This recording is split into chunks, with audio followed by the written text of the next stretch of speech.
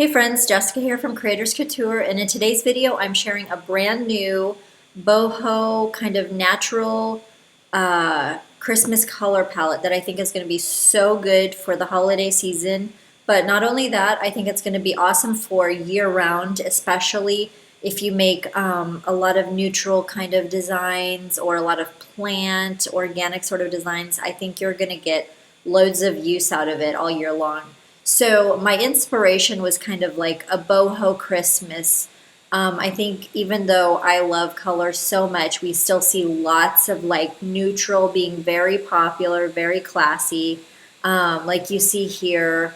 And also, I was doing kind of a boho Christmas search on Pinterest, and you see a lot of these little, kind of white on white taupes, tans, what do you call it, pampas grass sort of inspired, maybe with touches of little gold like you see here. So that was the inspiration behind this color palette. So these are for any of my color blending brushes, which I'll link down below. And you can see here I start off with a neutral, so I sampled a lot of different neutral colors directly from photos that inspired me. So it's got that really rich, color blends. And then I went into the Christmas tree colors, the tree colors, the Christmas greenery. So I sampled colors from real photos. And so we've got these beautiful blends starting here. And then we get into, we have more of the Christmas tree blends or the Christmas greenery blends.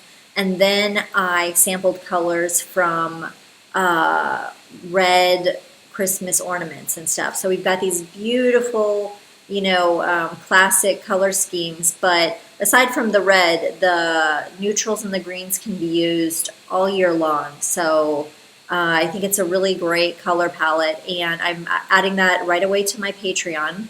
And then over here you can just see a little design that I was working on, and I'm going to share that later, but I've got those neutrals in the background, and I actually use this whole, even though this is a classic Christmas kind of colors, I use this color palette for it. So super versatile.